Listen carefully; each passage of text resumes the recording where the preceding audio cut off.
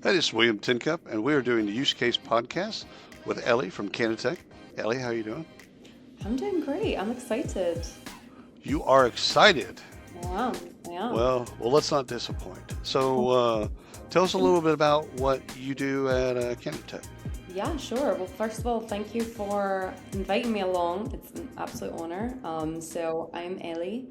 I'm currently the head of customer success at Candy Tech. I've been with Candy Tech for 4 years. Basically, how I would describe it is I really help our clients to see how candidates do the job before they get the job. Um, so I'm very involved with day-to-day conversations with our clients, everything from an early initial discovery calls all the way through to implementation and also long-term account manager. So it's really great because I get to see the before, during, and really have worked with many of our clients for many years. So Sure. that's what I do in a nutshell.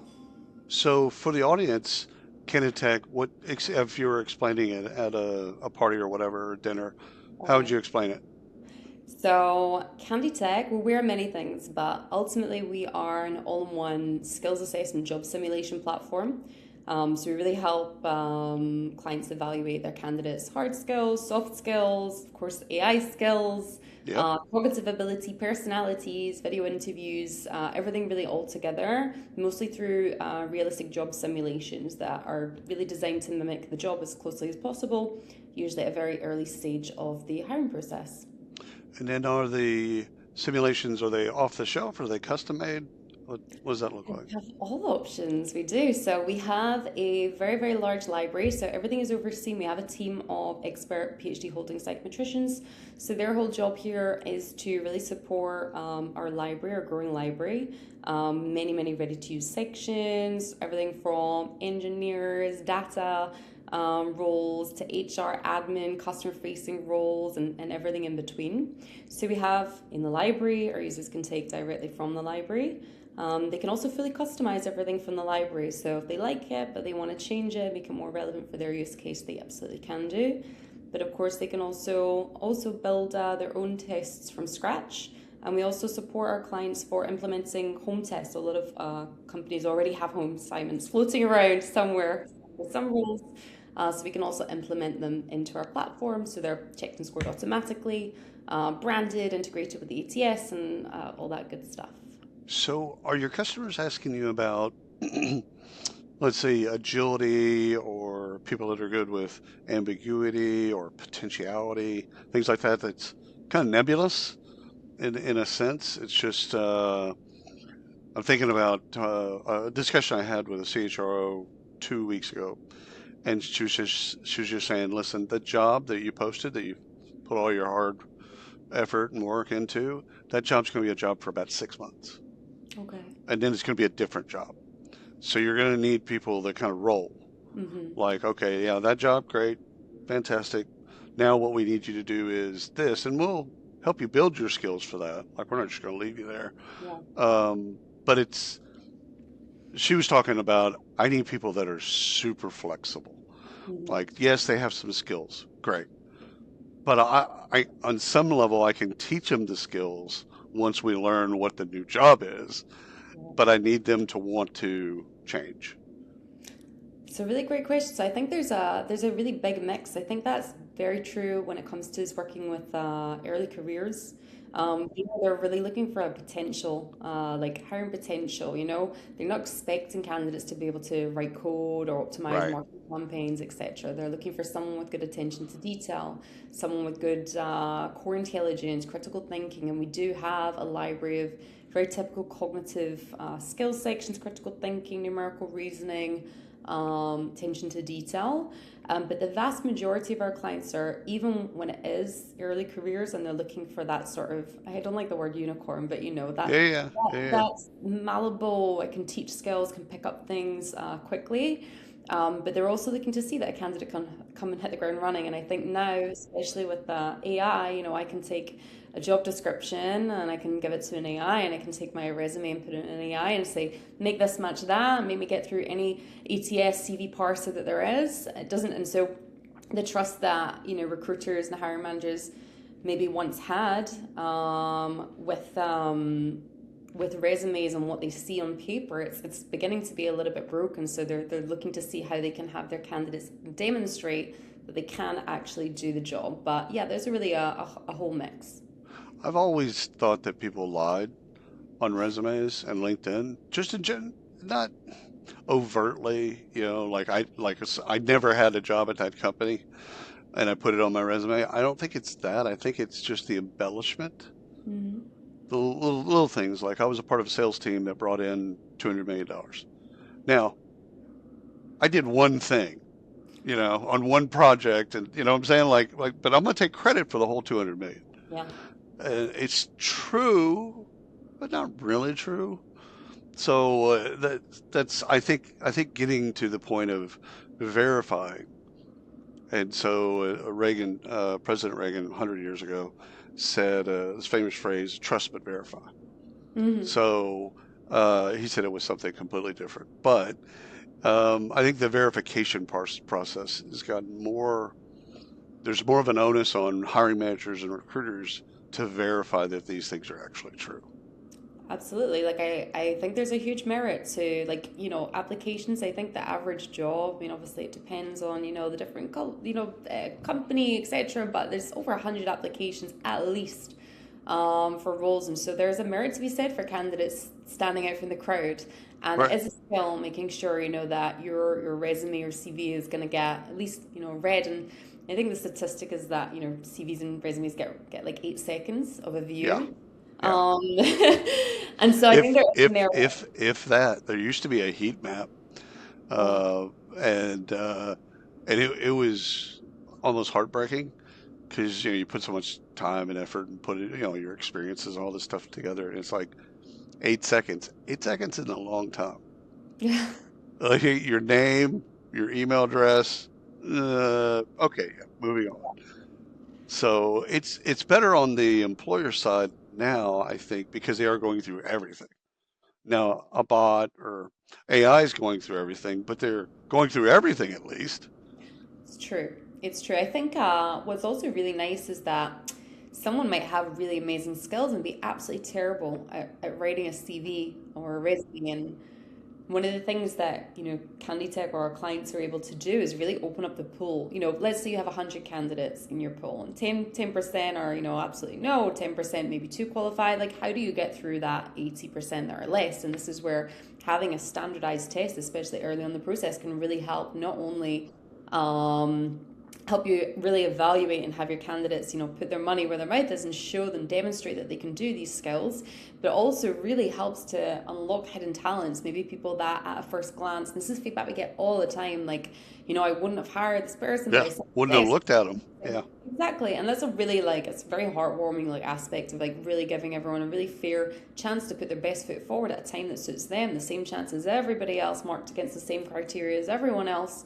And I think that's a really it's a really beautiful thing. And I think that's a bit of a trend as we're going to see less trust, if I could say that, on yeah, yeah. resumes and CVs and more onus on can they demonstrate it? Are they ready to come and hit the ground running? Are they going to be able to, of course, adapt to a new modern 2026 and beyond workplace where I'm sure you talk about this a lot in the podcast, but AI skills, like they're the center of everything.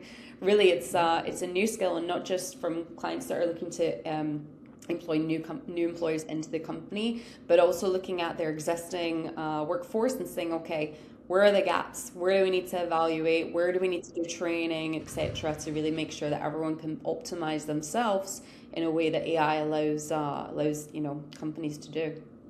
Do you have customers that talk to you about are we screening in or screening out? Like with a test. Tests have always been kind of associated. Um, Whenever we test someone or assess for someone, some people think of it. Some recruiters and hiring managers think of it as we're screening in, Mm. and I think the vast majority of candidates would probably tell you that actually they're screening out. So you take an assessment, you take a skills thing. If you don't hit the mark, whatever that mark may be, you're out. So they kind of see it one way, and the hiring folks can see it a different way. But what are your customers when you have you had that question?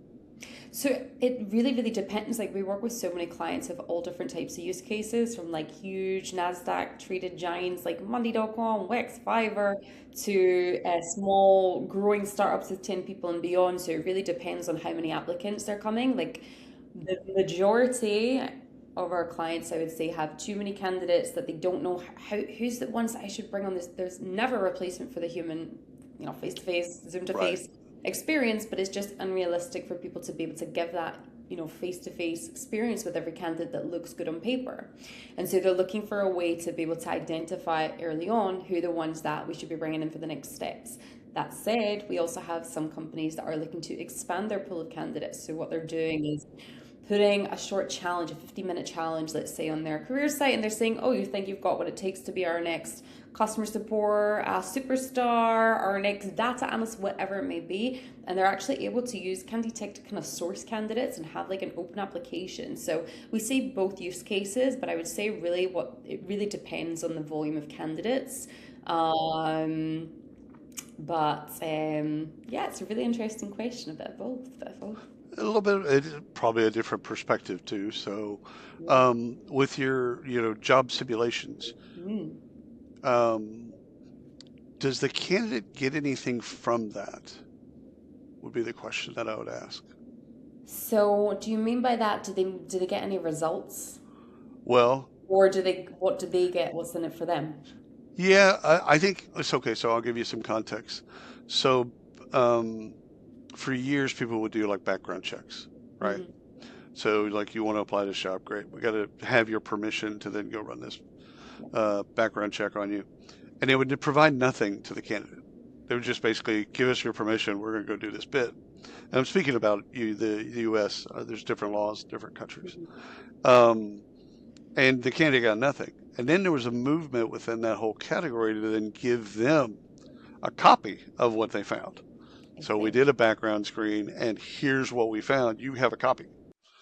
And so we've seen that also in some of the testing platforms where you run a test and then it grades you out and tells you exactly where you did really well and some of the things that you can learn or do better at next time, etc. So with a simulation, the question is, I know what we get on the hiring side, employer side. What is there anything that they get? So, in terms of the results, so by default, we do not share any results with candidates. And the main reason we do that is because let's say I want to work for your company and I do a Candy Tech test and now I have my results and I want my friend to come and work. Well, now I know how I did and how I'd answered and how I did well. And so over Right.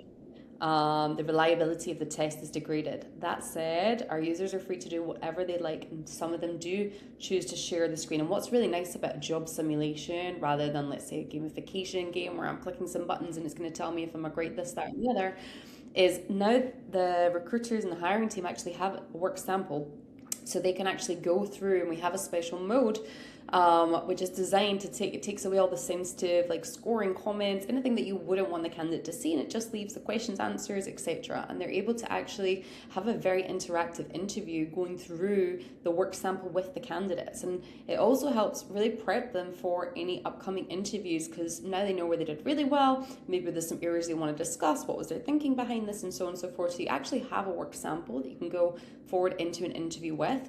And they do sometimes choose to share these insights with the candidates. By default, we don't share them, again, just for You know, long I term. can, yeah. I mean, that totally makes sense to me. I'm thinking that they also get something because of the simulation just in general. They get to see kind of behind the scenes. They could see, okay, what am I really going to be doing? I'm going to be doing this. So they might have had an idea of what the job was, and all of a sudden, then they got into the simulation. Went, I don't want to do this. Great, good to know. Stop now. Leave. I mean, it's actually a good thing. I tell hiring managers and recruiters all the time. I'm like, people that go through your process and don't want it, the job is just as important as Yeah. those that do. So whatever you can do to kind of give them the information and the ability to kind of make a good judgment or a good call themselves, great. Absolutely. I think that's a really, really important, when you first asked that question, I was thinking, do you mean kind of like out of the box, like what do they Oh get? yeah, But yeah, 100%. And a lot of the time, as well as like helping our users, like generally the day to day of the platform, etc. It's also about like we have a huge like professional services and side of the platform, and part of that is also helping our clients. How do we position this? Where do I put this? What stage in the process? How long should the test be? And something I always mention about positioning, candidate positioning, is you're absolutely right. Like when it's a job simulation, it's really a chance for them to have a realistic preview of the type of tasks and yeah, things that come up in this role. Um, and we have some clients that have a lot of fun with this and they call their test, an hour in the life of, a yep, developer at company X. And they'll have three sections, morning, afternoon, just about to run out of the office. And they have a lot of fun with it. And the feedback we get from candidates is that it's really fun. But exactly as you said, they also got a chance to see, okay, this is something that I really do want to do. This is something that I maybe don't want to do. And it does give the candidates an opportunity to opt out, as you say. yeah. I think it's uh, pre-AI, uh, we would do a day in the life. So we'd bring a candidate, usually really far in the process, but before we do an offer letter and before we say yes and they say yes, we'd say, you know what? Everything's been great over the phone and these in-person interviews. Everything's been great. Why don't you come? And we'll pay them. Mm, So why don't you come for a day and just mirror everything? Just kind of walk, be in your group, be in your cluster, go to meetings, do the bit, and just see if you see yourself in this job. yeah. Because so much of it can look glamorous from Hmm. the outside, and then all of a sudden you get on the inside and you're like, yeah, this is horrible. And that serves nobody's interest because they spin out in a month or so and go get another job, and we've already invested all this time, money, and energy, and then maybe even some training, and it's like you're really trying to get to fit for both sides Yeah. and informing both sides so that they both make the right best decision that they can.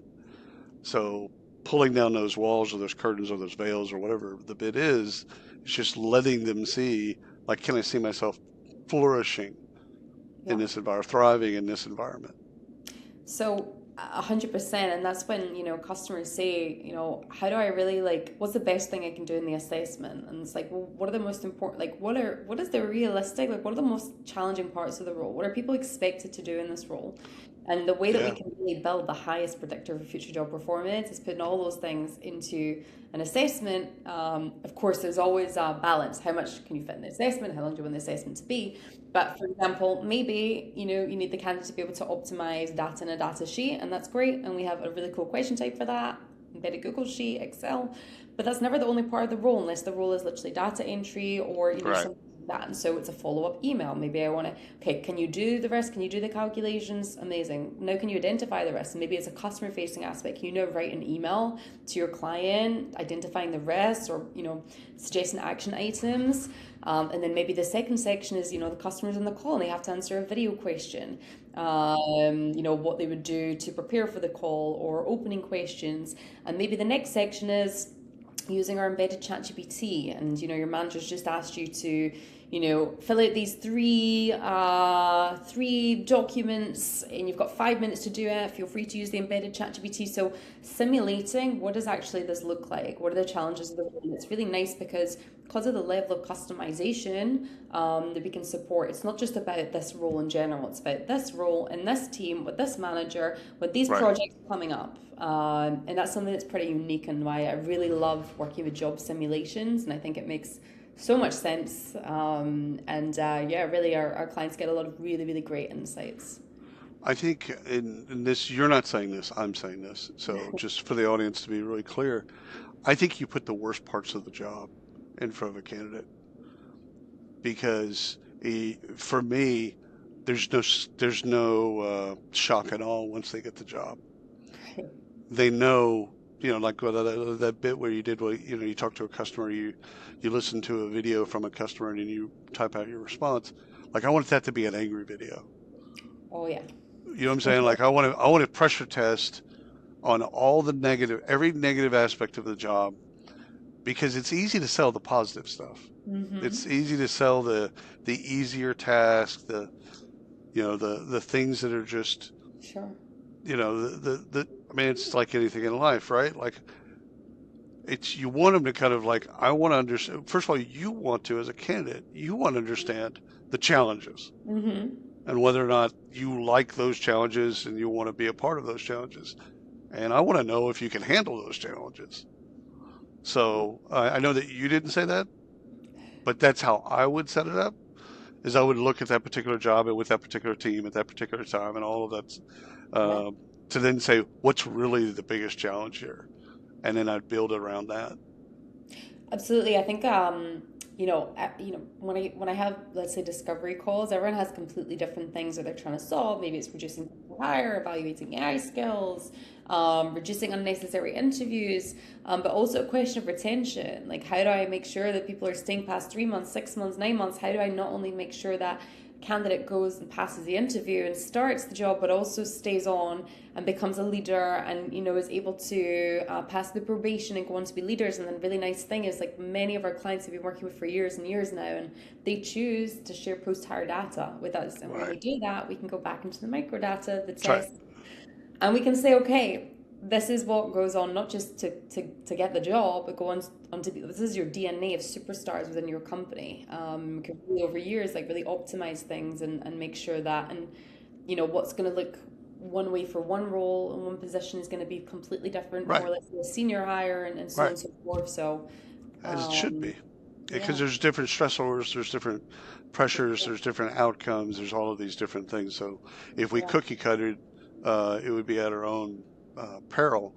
I Yeah. think um, I think one of the things that's fascinating or could be fascinating, and your clients probably aren't thinking about this yet, but is going back and asking the candidates that went through that test Hmm. 6 months later, how could that test have been, or how could that assessment or simulation, how could that have been better? So we can learn from them after they've done the job for a while. You know, like I think we should ask them at the end of the simulation. What do you think? Give us a grade, rating, all that type of shit. But I mean, like, I want to know that, like, because you have access to the data, Yeah. once they do the job for a while, hey, think back to that simulation. What could we have done to make that better? And them now doing the job gives you some insight into, yeah, throw that away and then do this. Like, ask these questions. It's really interesting. So, in terms of candidate feedback, so we always offer we always start with a pilot through pilot, and as part of that process, a lot of our clients have a little box at the end for the candidate. Hey, what do you think of this test, etc. And so they are able to really capture feedback that way.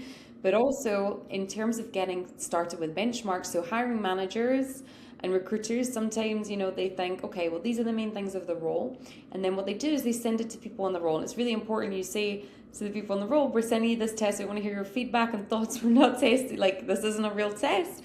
That is really interesting because the feedback that these control groups, or these testing groups, is sometimes it's this was perfect, and sometimes it's like, hey, this was good, but this is actually not realistic to the how we're Right, doing it today, and this right. is really important, and I didn't see anything in this. So it's really nice when you bring like the team in, because everyone, maybe not everyone, but I feel like sometimes different people within the organization can experience what a role type might be differently, and so it can really become like a very collaborative, cool project to do as well.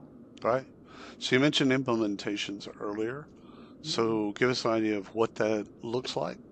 Obviously, you're connecting process and technologies and things like that. But for the prospects Mm. that might be listening to the call, what does that look like? Yeah, so honestly, like, we have instant implementation times. Like, the platform is super, super, super easy to use. It's a fully self-serve platform. Like, everything that our team can do, our users can do directly in the platform.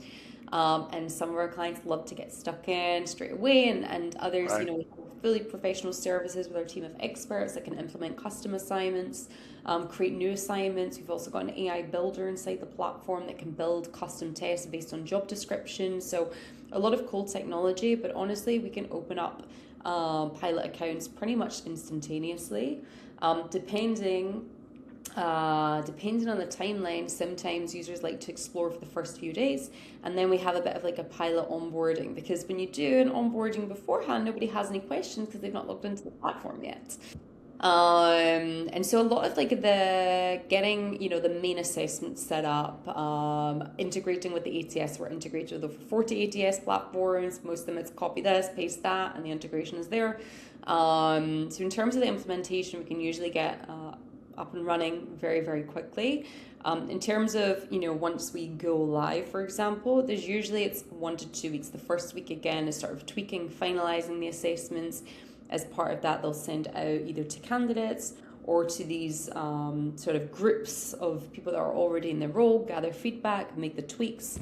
So usually the first week or so is just in sort of fine-tuning the assessments and also training users, hey, this is the library, this is the AI builder, you can just upload this. They can also just send their test directly through the platform to our team to implement. So there's lots of very easy to use. Like it's not a very complicated product. It's a smart Right. product, it's a deep product, there's lots of really cool Right. stuff. The Which feedback we get is it's really easy to jump in and get started right away. it's the best software in our space are like ducks. On the surface of the water, that's very calm and kind of everything but underneath the water, there's a bunch of Oh, stuff that's going on. So in as a matter of implementations, if they're not a member of one of those 40 ATSs, what do you yeah. do? So the platform is also fully standalone. You can use fully standalone platform. So instead of the invitations being sent via the applicant tracking system, they're just sent either via direct link or you can send invitations directly to your candidates through the platform. And we're also integrated with lots of connectivity apps. Right. So even if we're not integrated, let's say it's a custom ATS, we can usually do light integrations. And we have a team of superstars who absolutely have to have their shout out that are very, very good at their craft and can usually get some sort of automation done for no matter what the use case is. Most of what they care about is the data ends up back in the ATS at some form, in some way or another. So how it gets there, some people are really picky about that. And most recruiters aren't. They just know that it needs to be in there. Yeah. Um, so the simulations and some of the kind of strategy around what candidate gets, what they get, etc. Do recruiters are they the one kind of the main drivers of that, or the hiring managers? I would say that what usually is the case that in organizations, some hiring managers have tests, some hiring managers don't have tests, some have tests that the recruiters aren't aware of. And so they're looking to standardize things, they're looking to have visibility of things, they're looking to make sure that there's no rogue assessments that are being used that Right. maybe are very outdated. And it used to be the case that like to make a job simulation it required a specialist. It was very difficult to do, they'd be manually scored, and now it's super easy. You can just take the URL from the job description, put it into the AI builder, boom, you've got an assessment that's 100% checked and scored automatically. Of course, using the beautiful power of AI, but also coding, SQL, data, Excel, Google Sheets, etc. So now it's easier than ever.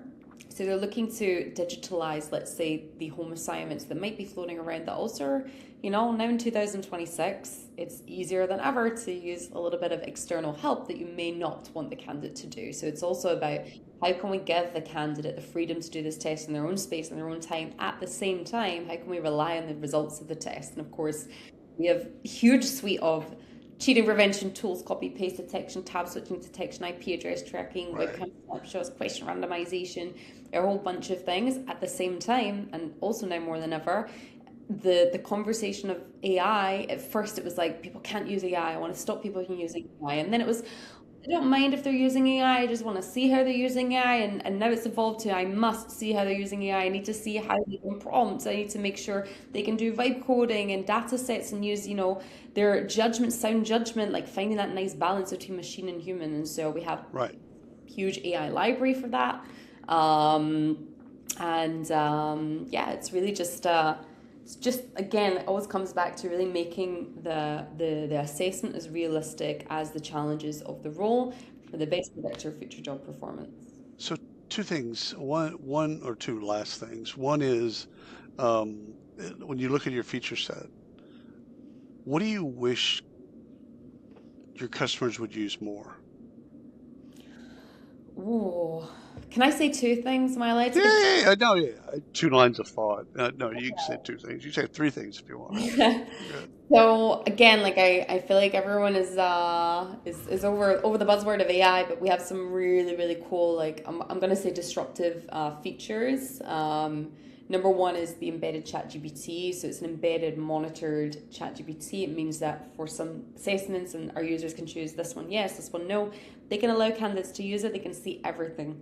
They can see what their prompt, their answer, how they use it, what their thought process is. And there's always different levels, right? Some people are using AI to polish an email. Some people are using AI to build workflows. Some people are training 10 agents at the same time. Some people are doing 15 hours of work in 1 hour. And so it really depends on what level you're looking at and where you are as a business. And it's also really important because every business is using AI and has their internal policies about what is and what's not being used AI. So there's no one size fits all. And I would say it's genuinely a very it's a pleasure and also a challenge to really get into the mindset and say, okay, what are we really trying to evaluate? What are we like? Just take a little like further deep into the JD. Like really tell me like what's the most important thing when someone's coming in through this hiring process.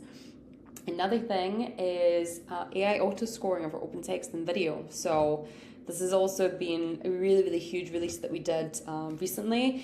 I would say people use it. People use it a lot, but we have like pre-built agents, things like language comprehension, Right. that's compatible with every language. We have pre-built agents for things like conflict resolution. So you said earlier, I want to see how they handle, the frustrated customers. Yep. A lot of people do. They can just pop that on, and it's going to evaluate empathy. Were they polite? Did they stick to the facts, etc. But a level on top of that is our custom agent. So our clients can also set custom scorecard agents. Did the candidate mention A? Did the candidate mention B? Was the answer over this? This is like the basic line. Some of our clients and also our team are able to support our clients building very sophisticated prompts. And when AI is set in the right way, it means that every single candidate gets the same questions, the same answers with the same scorecard. Doesn't matter if it's Monday morning, Friday afternoon. It doesn't matter. The AI also doesn't know how the candidate did in their telephone screen. The AI doesn't know how they answered in the rest of the test. And so when it's set up properly, and this is absolutely imperative, it is the only way that we can ensure the unconscious bias does not creep in. And it's the unconscious bias, right? So we don't even know that we're aware that we're doing it. Those are two absolute, showstopper features that I love when our clients come and really utilize them to the best of the best of the ability. So what's your title again? I'm the head of customer success. So how do you define that? Oh, how do I define that? My job. What? You just whatted me right there. What? Yeah. I'd say my job is really to ensure that I understand what our users are looking for. I understand the use case, the most important use case, but not just what they're looking for today, what they're looking for in 3 months, 6 months, what they're looking for in a year. My job is to make sure that they understand the most relevant features, because we're doing loads of things, everything from pre-screening chatbots available on WhatsApp and video interviews, all the way to simulations for AI engineers and so on and so forth, and everything in between.